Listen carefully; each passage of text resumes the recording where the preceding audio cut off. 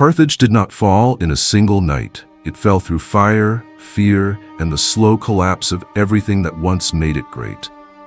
Families ran through smoke-filled streets, clutching children, heirlooms, and whatever remained of their former lives. Above them, the harbor burned beneath towering smoke, and the city that had once commanded the sea began to give way. To understand how Carthage met this end, we have to go back to a time before Rome ruled the Mediterranean world. Long before Roman supremacy, two powers rose toward collision: Rome, disciplined on land, and Carthage, unrivaled at sea. Carthage built its influence not only through armies, but through commerce, diplomacy, maritime skill, and extraordinary wealth. Its harbor was one of the marvels of the ancient world, engineered for trade, war, and imperial reach. Its markets drew goods and people from Africa, Iberia, Sicily, and lands far beyond the central Mediterranean. This was a wealthy, confident city shaped by trade winds, calculation, and a deep understanding of the sea. It began as a Phoenician settlement, but over time it transformed into a far-reaching imperial power. Its strength rested on contracts, records, tribute, logistics, and the administrative discipline needed to hold a trading empire together. Its sailors knew coastlines, seasons, currents, and hidden passages that connected distant shores into one economic system. Every sunrise at the harbor meant labor, exchange, and the movement of wealth through Carthage's hands. Behind that prosperity stood shipbuilders, dockworkers, merchants, and craftsmen whose work sustained the city's power. Trade in Carthage was never merely business. It was political, strategic, and inseparable from survival itself. Its merchant fleets carried grain, metals, dyes, timber, ceramics, and influence across the Mediterranean world. Within its warehouses stood the stored riches of an empire built not on one frontier, but on many. Far from North Africa, Carthage extended itself through ports, trading outposts, tribute networks, and military alliances. And when profit or security demanded force, Carthage could answer with one of the most formidable navies of the age. Its shipyards sustained a maritime machine that few states could rival in speed, scale, or experience. For generations, Carthaginian commanders understood winds, currents, and naval warfare better than almost anyone they faced. But between Carthage and Roman ambition stood Sicily, the island that would become the hinge of history. To control Sicily was to influence trade, supply, and movement between Africa and Italy. There, rivalry sharpened. What had once been competition became a struggle neither side could contain. Rome and Carthage looked at the same sea, but saw two different futures. Rome learned quickly. Determined not to remain a land power only, it built fleets for a war it could no longer avoid. Soon, the Mediterranean itself became a battlefield of ramming ships, shattered hulls, broken oars, and burning timber. In Rome, fear and ambition fed one another, pushing the Republic deeper into conflict. In Iberia, meanwhile, Carthage rebuilt power through silver, soldiers, and the harsh lessons of earlier defeat. Out of that world emerged Hannibal Barca, one of the most daring and dangerous commanders in military history. He was young, disciplined, fiercely intelligent, and shaped by a hatred of Rome that became strategic purpose. His plan was almost unthinkable. If Rome dominated the seas, he would strike by land. So Hannibal marched not across open water, but through mountains that seemed to forbid passage. The Alpine crossing cost him men, horses, supplies, and strength.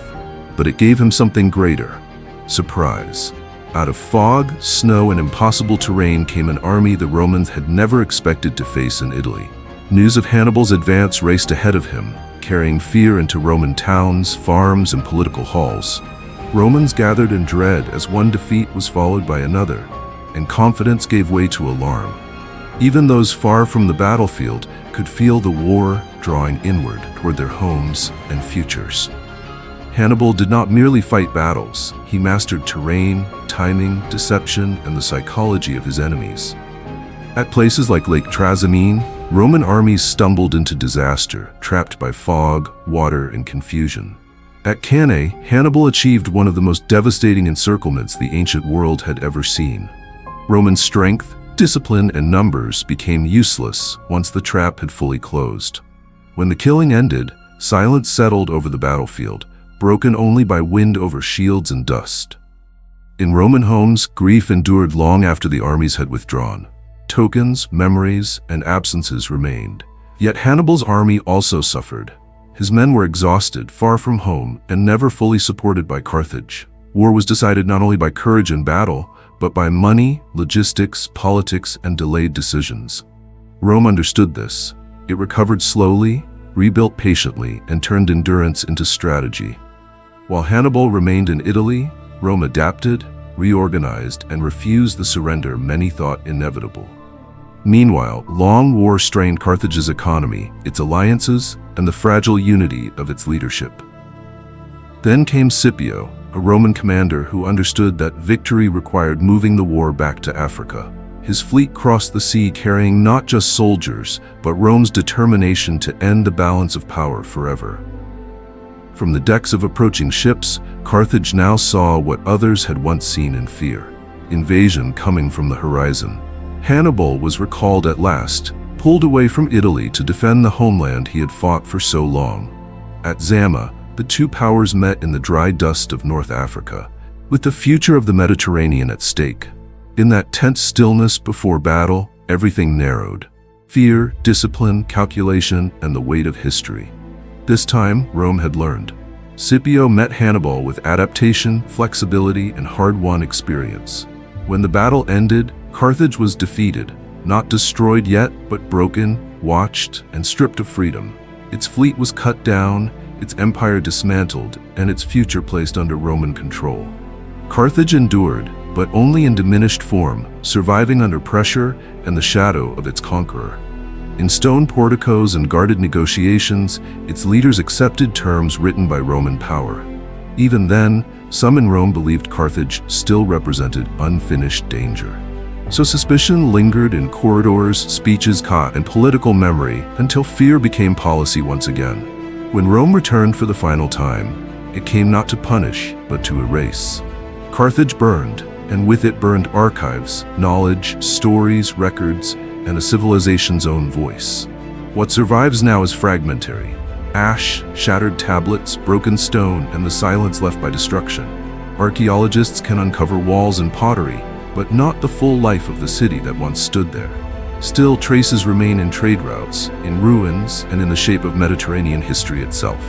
And when we look at those ruins, we do not only see what was lost, we see the outline of a world that once rivaled Rome and almost changed history forever.